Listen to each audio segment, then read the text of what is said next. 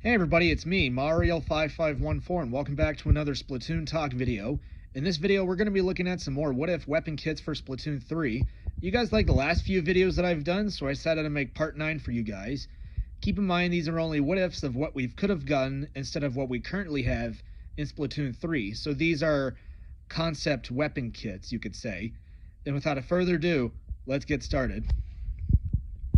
First up is the NZAP-89. I think Autobomb and Trizooka would be interesting for this weapon to have, as the NZAP-89's current weapon kit is Autobomb and Super Chump, and not only that, Trizooka would work much better than Super Chump, as Super Chump is more of a distraction type special, while the Trizooka is more of an offense type special. And not only that, the Trizooka really helps the NZAP, as the NZAP kind of has a short firing range, considering the fact that it's a fast-firing weapon, so I think Trizooka would definitely give it an edge. Not only that, Autobomb would definitely help with it, as you're able to sniff out where your opponents are hiding, and then you're able to blast them with Trizooka. So I think this would definitely work much better than Autobomb and Super Chump that it currently has, in my opinion. Next up is the Blaster. I think Autobomb and Triple Ink Strike would work much better for the Blaster, as the current Blaster kit is Autobomb and Big Bubbler. And not only that, the Blaster wants to keep moving and it doesn't want to stay in one place. And with the Triple Ink Strike, you're able to dig deep into the enemy's base, allowing you and your teammates to move forward while they're trying to paint what the Triple Ink Strike laid down on. So I think Autobomb and Triple Ink Strike would work much better for the Blaster, as Autobombs are able to sniff out where your opponents are hiding, and even if the Autobomb doesn't detect anyone, you could still check with the Blaster to make sure for yourself if they're in another area that the Autobomb's radius didn't detect. So yeah, even if the blast isn't direct, you can use an indirect hit to cause blast radius damage. So I think Autobomb and Triple Ink Strike would work much better and keep the Blaster more mobile than the Autobomb and Big Bubbler kit it currently has. Next up is the Splattershot Pro. I think Splatbomb and Trizooka would be interesting for this weapon to have, but it would just be unusual, considering the fact that the Splattershot Pro's current weapon kit is Angle Shooter and Crab Tank. But I think Splatbomb would work much better than Angle Shooter, but I don't know about Trizooka replacing Crab Tank. But I mean, Trizooka would definitely be interesting to see the Splattershot Pro have in its possession, considering the fact that the Angle Shooter and Crab Tank is not bad, but you're just left out in the open for an attack in the long run. So I think with the Trizooka, you're easily able to take out your opponents from a distance in areas where the Splattershot Pro can't reach, and the Splat Bomb allows you to do damage while keeping your distance. I mean, that basically comes with the same thing as the Angle Shooter, but Splat Bomb actually does more damage, and you don't have to keep aiming to fire it compared to the Angle Shooter. So this would definitely work much better than Angle Shooter and Crab Tank. Next up are the Dark Tetradualies. I think Autobomb and Inkjet would work much better for this weapon, considering the fact its current weapon kit is Autobomb and Reef Slider. And not only that, Inkjet would help keep the Dark Tetradualies more mobile, and even after your Inkjet runs out of time and people are going to just camp where you're going to land, you could use the dodge rolls, which you have 4 with the Tetradualies. You can use your dodge rolls to get out of there in time and keep your distance while attacking while you're attacking your opponents. So I think Autobomb and Inkjet would work much better than Autobomb and Reef Slider. Next up is the Splashmatic. I think Burst Bomb and Triple Ink Strike would work much better, considering the fact that this would definitely be the shooter version of the custom Dowser Dualies kit, as the custom Dowser Dualies has Burst Bomb and Triple Ink Strike. But I think it would be interesting to give the Splashmatic Triple Ink Strike instead of Crab Tank. And also, if you're probably asking, okay, if the Splashmatic has Triple Ink Strike, what about the Neo Splash? We could give Neo Splash, Suction Bomb, and Tacticooler. Not only that, Suction Bomb works very well with the Neo Splash, as its current weapon kit has Suction Bomb and Triple Ink Strike. So I think the only thing replacing would be the special, giving it Suction Bomb and Tacticooler would definitely have the same weapon kit as the NZAP 85, which has Suction Bomb and Tacticooler. But I mean, it would be very interesting to see the Neo Splash have this instead of Suction Bomb and Triple Ink Strike.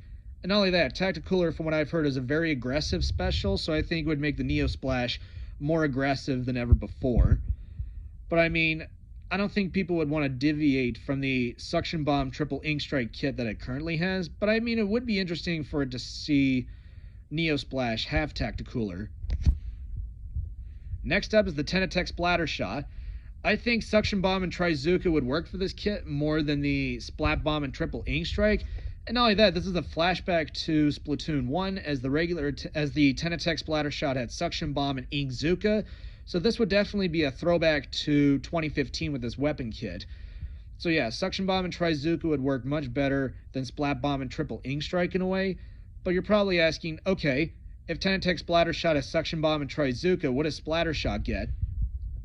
I think Splatter Shot should have Burst Bomb and Inkjet. Burst Bomb definitely helps with the comboing capabilities, and Inkjet allows you to attack them from above, even though you are out in the open for an attack from any of your opponents, especially from a charger player who will just take you out with no hesitation. And not only that, I think it would be interesting to give the Splatter Shot Inkjet, considering the fact we look back at Splatoon 2, the only shooter that had Inkjet in the Splatter Shot series was the Tenatech Splatter Shot. So I think Splatter Shot getting Burst Bomb and Inkjet would be very interesting to see instead of the Suction Bomb Trizooka kit it currently has. Next up is the Aerospray MG. I think Ink Mine and Super Chump would be interesting for this weapon to have than Fizzy Bomb and Reef Slider. Ink Mine allows you to detect where your opponents are if they land on it, and it marks their location so you know where they are, and you're easily able to defend yourself. And with Super Chump, it allows you to distract your opponents while painting the ground, allowing you to charge up your Super Chump. So I think this would be much more aggressive than Fizzy Bomb and Reef Slider. I mean, Ink Mine and Super Chump would work way better for the Aerospray than Fizzy Bomb and Reef Slider. And not only that, the Ink Mine complements the Aerospray with a chance to defend itself, and the Super Chump allows you to put out decoys of where they'll land and actually paint where they explode. So this would actually work much better in turf battles. Next up is the Carbon Roller. I think Splat Bomb and Triple Splashdown would be interesting to see, considering the fact that the current Carbon Roller has Auto Bomb and Zipcaster. And not only that, I mean, Splat Bomb is not bad as well as Auto Bomb, but I kind of prefer Triple Splashdown over Zipcaster. And according to ProChara, the Carbon Roller having Zipcaster makes you very predictable, and also you have to get it close enough for the Carbon Roller to actually do damage with the horizontal flick as well as the vertical flick. So I think Splat Bomb and Triple Splashdown would work better than Auto Bomb and Zipcaster for the Carbon Roller. Next up is the .96 Gal. I think Burst Bomb and Tacticooler would work in a way for this weapon, as its current weapon kit has Sprinkler and Ink Vac. And not only that, the Tacticooler would make the .96 Gal more aggressive, as it allows you to go after your opponents at a faster rate, as well as be a distraction with the Burst Bomb, allowing you to combo off of it with the .96 Gal's long range and heavy damage output, allowing you to splat your opponents much easier than the Sprinkler and Ink Vac kit it currently has. Sprinkler is more of a distraction sub-weapon, even though the Sprinkler does help with charging the .96 Gal's special weapon. So I mean, Burst Bomb would be not bad, but I think people would keep Sprinkler on it. But I think Tacticooler would work better than Ink Vac for this weapon. So I think it could work, but it just would be unusual for this weapon to have it. Next up is the Jet Squelcher. I think Splat Bomb and Crab Tank would work much better for this, better than its current weapon kit that it has, as it has Angle Shooter and Ink Vac. And not only that, Splat Bomb allows you to attack from a distance while keeping your distance. And not only that, you also have a good sub-weapon that actually does damage than just something that will just mark someone if they just touch it. And not only that, it's hard to hit someone and do damage with the angle shooter than it does with the other sub weapons. And not only that, Crab Tank allows it to attack from a distance, allowing it to stay as a backline weapon, so it doesn't end up like what happened in Splatoon 2, as it had Toxic Mist and Tent Missiles. So I think Splat Bomb and Crab Tank would work better than Angle Shooter and Ink Vac for the Jet Squelcher. Next up is the Custom Wellstring 5. I think Ink Mine and Inkjet would work for this weapon, as considering the fact it has Point Sensor and Wave Breaker.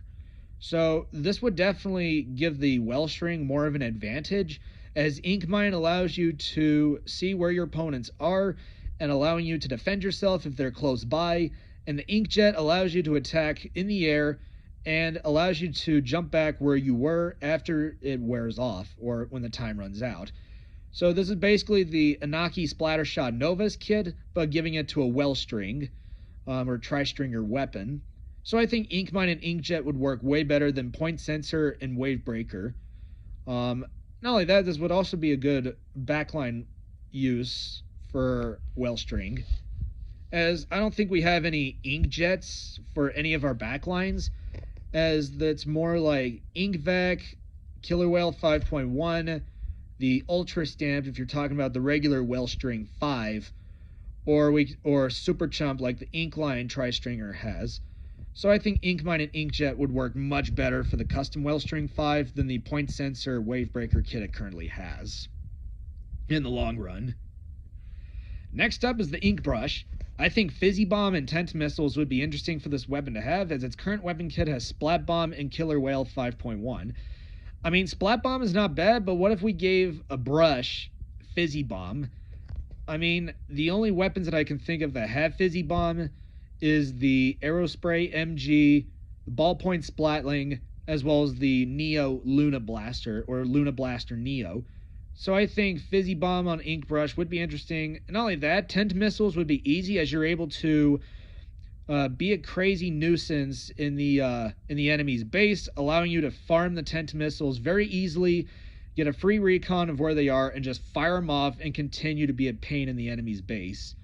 So yeah, this would definitely work better in a way. I think Tent Missiles would work. I don't know about Fizzy Bomb, but I think it just would be an interesting weapon kit to give the Ink Brush. And finally is the Foil Squeezer. I think Toxic Mist and Ultra Stamp would work for this weapon better than the Auto Bomb and Splatter Color Screen kit that it currently has. And not only that, Toxic Mist allows you to slow your opponents down long enough for you to get a shot on them, either from the long-range shot that you could fire out one at a time, or you can get close up into their face and just deal a lot of damage close up with the just a normal shooting. Which, hence the name, the Squeezer allows you to, when you squeeze the trigger once, it fires a long-range shot, and when you continually hold it down, it just fires like a regular shooter.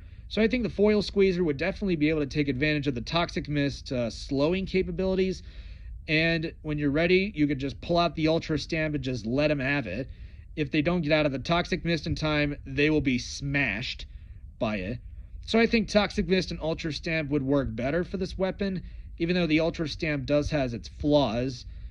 But I think it would be much better than Auto Bomb and Splatter Color Screen that it currently has. And that's it. That is all of our weapon kits that we have. If you guys like the video, be sure you subscribe, and don't forget to leave a like on the video. If you guys want to see more like this, just send a comment below. Thank you for watching, and I will see you in the next video. And until then, stay fresh.